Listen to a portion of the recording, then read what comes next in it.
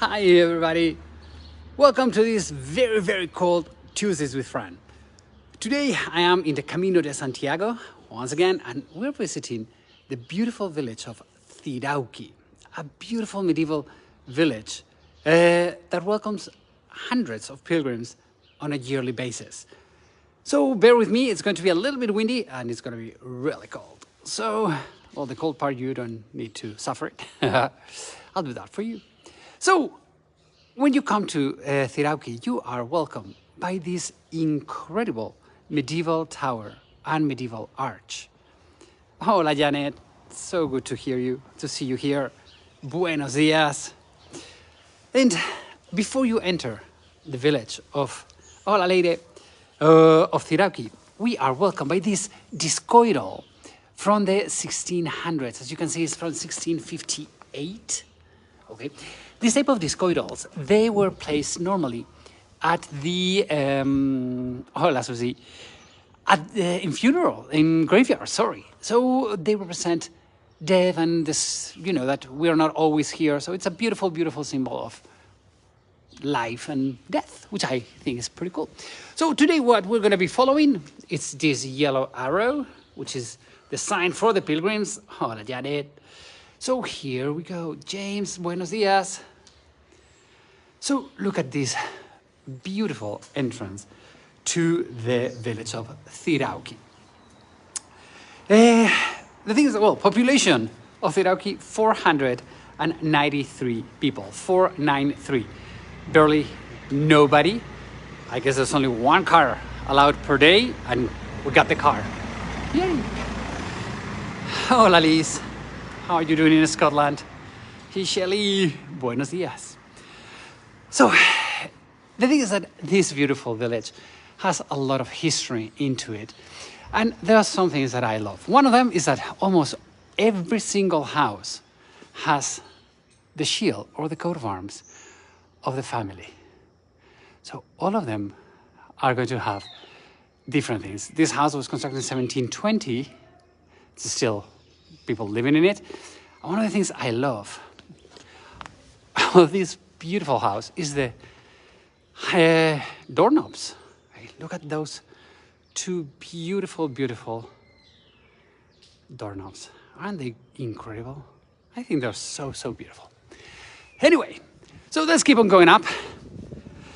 As I'm telling you, all of this has always been a defensive part for the Kingdom of Navarre. I'm going to keep on pointing at you all of these beautiful shields. Look at this one with the daisy. Isn't that cute? With a greyhound and hola, Thomas. Hi. So by the way, everything is uphill today, well, until we'll go all the way to the top, where obviously the church is going to be, and then we'll go downhill. So the thing is that there's history in this village, starting from the Iron Age, okay? And then a little bit more modern history, we have to go to the Roman times, okay? This was the commercial route between Pompaelus, Pamplona, and the city of Logroño, what today is Logroño, okay? So the Romans, they used this village as one of their stops. The reason is because here we're on a height, as you can see, and there's a lot of water in this village. So, hey, that was perfect for the Romans. Here we are in Cirauqui's main square. This is La Plaza del Ayuntamiento. All at work. We'll have to watch later. Shelly, don't get in trouble. Yes, you watch it later, please. So, hola, Rosa Yvette. This is the city hall of Cirauqui. Beautiful building, neoclassical from the 18th century, okay? And one of the things it's pretty cool is that they have all of these arches, because here, as you can see for today, it quite rains a lot. So all the people could get underneath here, and the market used to take place under all of these arcades. Okay, so it's a beautiful memory that we still have in here. Buen Camino, thank you. So yes, for the pilgrims, what we say is Buen Camino. Look at that magnificent church that we have in front of us. It's the church of San Roman. We have two main patrons. We have a patron and a patroness. The patron is San Roman, and the patroness is Santa Catalina of Alexandria. Okay? So, this beautiful church, as you can see, it's sandstone, and when was it constructed? It was constructed in the year 1200, okay? We know that because there are some records about in the bishop house here in Navarre saying that this was constructed at that time, which is the end of Romanesque or Romanic art, the beginning of Gothic art. And this incredible door to enter the cathedral, the church, it's this transition. As you can see, it is half-pointed art, which is Gothic, but the part that let us know that it is Romanesque, it's a late Romanesque, beginning of Gothic, are the sculptures. I'll get a little bit closer to the sculptures in a moment. But from here, we get to see especially the internal arch, that multi-loop arch, with this type of little circles, little loops. We call them horseshoe arches. This is a Muslim heritage. And remember that forever and ever I have said that here in Navarra, we've always been Catholic, blah, blah, blah.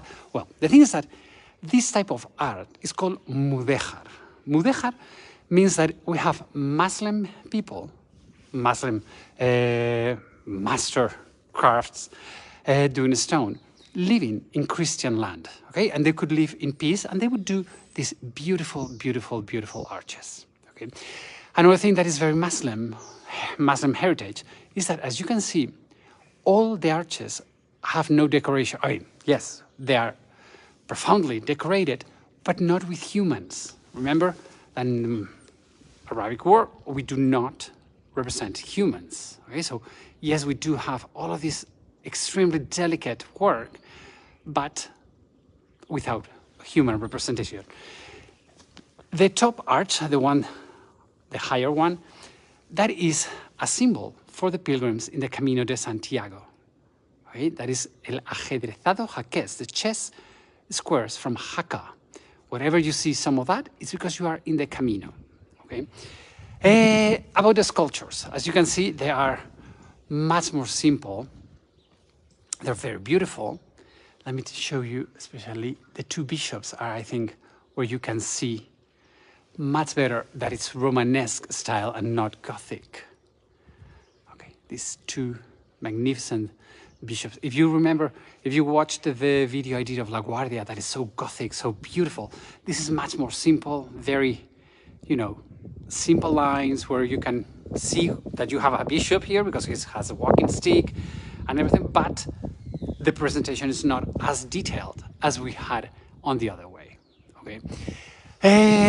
One of the capitals that I adore are these two griffins fighting one against each other. A griffin is this mythological creature that is half eagle, half lion, and we see them there fighting against each other beautifully. And here, if we have this mythological creature, there is yet another mythological creature right on the other side. Hola, Diana. Look at that. Let's see if you can see well what it is. Well, it is a mermaid.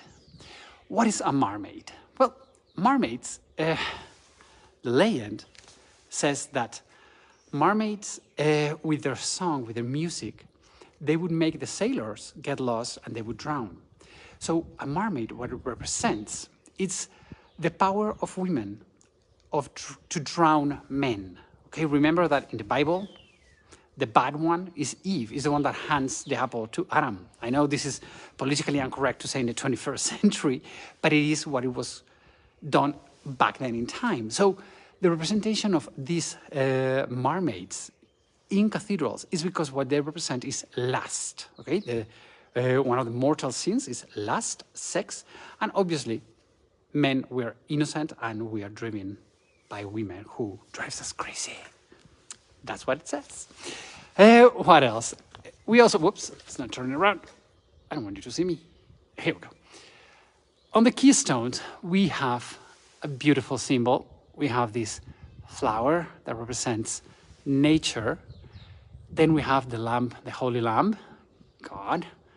Then we have an angel. Probably, we're not quite sure about it, but we think it's Saint Michael, okay? Remember that we did Saint Michael of Aralar? It's one of the most important angels that we have here. And all the way at the top, that is the hand of God blessing us. It's one of the few places where you can find this so clearly being represented, the hand of God just giving us all of his blessings. So it's a beautiful, beautiful front of a church. This is the south bank of the church. Okay? Hola, Patricia. But as you can see, it's extremely beautiful.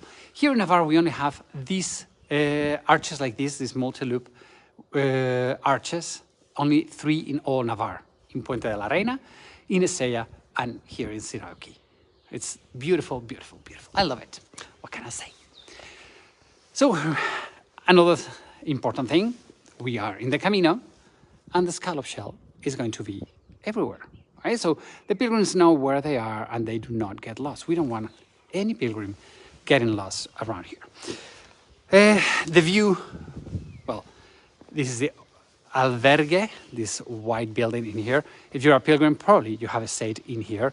They have an amazing cave, wine cave, underneath them. It's a beautiful, beautiful thing. But what I love is the view of the church from this side. I think it's a beautiful, beautiful view of the church. Remember that I told you that Cirauqui has a lot of water?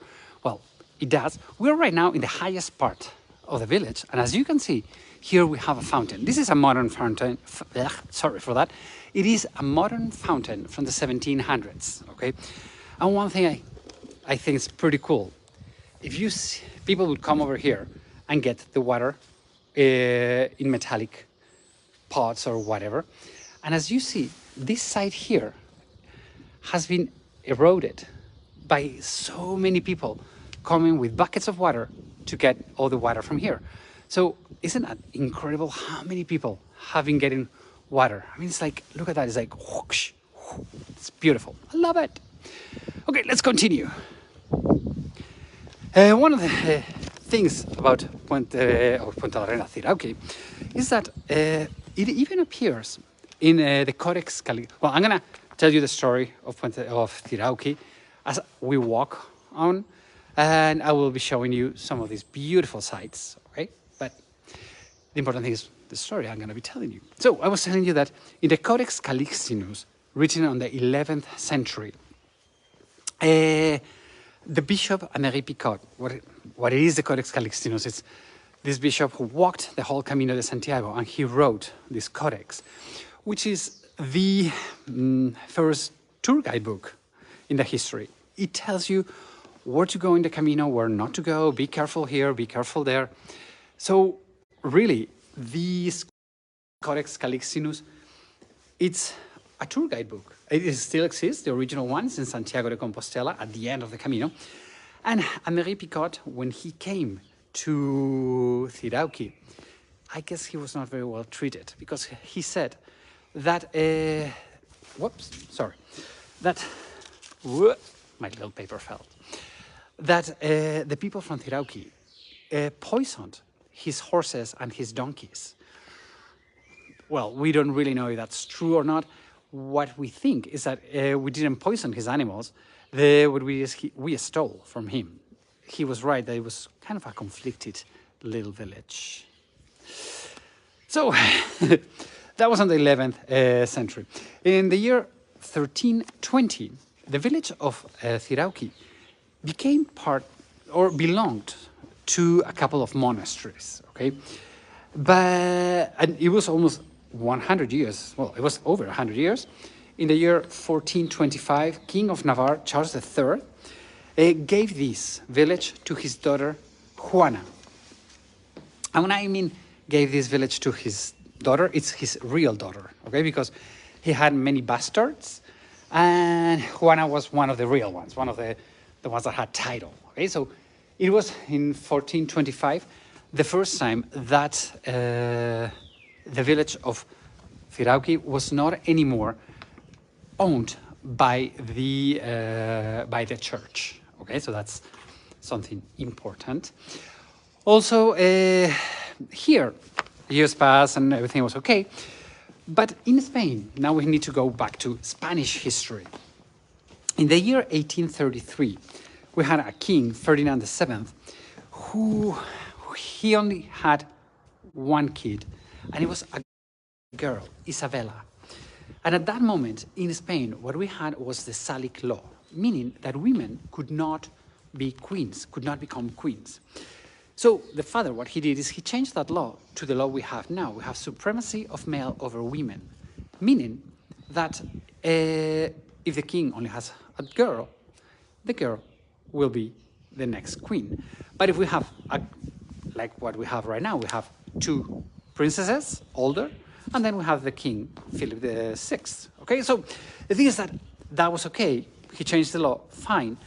But Ferdinand's brother, Carlos, was not very happy with that because he wanted to be the king. What was the deal? There was a huge war. It's called the Carlist Wars. There were three of them. The first one was from 1833 until 1840. And most of those battles, they took place in this area, especially between here and Estella that we already have visited. So the thing is that these succession wars, they were horrible. Almost 130,000 people died in this war, in this first war. So it was crazy. What's the deal? The thing is that conservative, more traditionalist people, they would follow Carlos. And the most liberal people, they followed Isabella. Here, more than being very conservative, Navarra is very traditionalist. So by tradition, we followed Carlos. So we fought for Carlos, and guess what? He lost. Isabella became the queen. Isabella II became Isabella II. And okay, I think I'm back. Sorry for that. There was like a go down on the Wi-Fi. So Isabella II won. That was 1840, and in 1850, it was the first time the city of Cirauqui was a free city and people could vote. Well, people, it was not that simple. Not everybody could vote. Only men could vote, and men who had land. So only owners could vote, which I think is kind of like, okay. Anyway, so that's a little bit of the history of Cirauqui. And now, bear with me because it's going to be a little bit windy, but take a look at the beautiful landscape that we have here. And we are going to get even more beautiful because I saved for the last one of the most beautiful things. Okay, let me see if we can cover this because now it's going to be very windy. Oh boy. So, what's the deal? The thing is that I told you this is a Roman origin city. Okay, the Romans used this as a connecting. I know it's super windy, sorry for that. So one of the incredible things that is very well preserved, it is the Roman Via. Okay, so right now we are in the Roman Via, constructed by the Romans.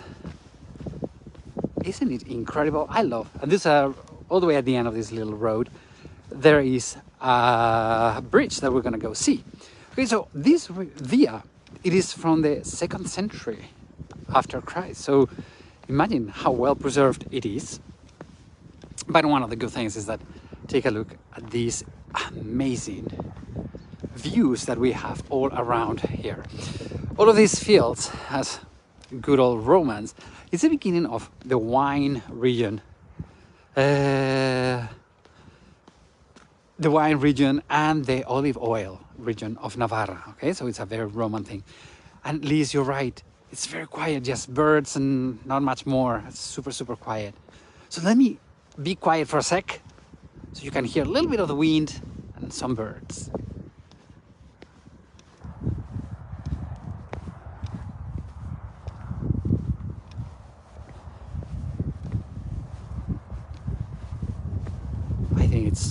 such a gorgeous place. So this Roman via that we're walking has been walked by thousands of pilgrims since the 8th century, since Améry Picot later on the 11th century talked about it. Every pilgrim would cross over here. So if you've ever known anybody that has walked the Camino de Santiago, for sure they have walked on these footsteps, which I think it's so beautiful.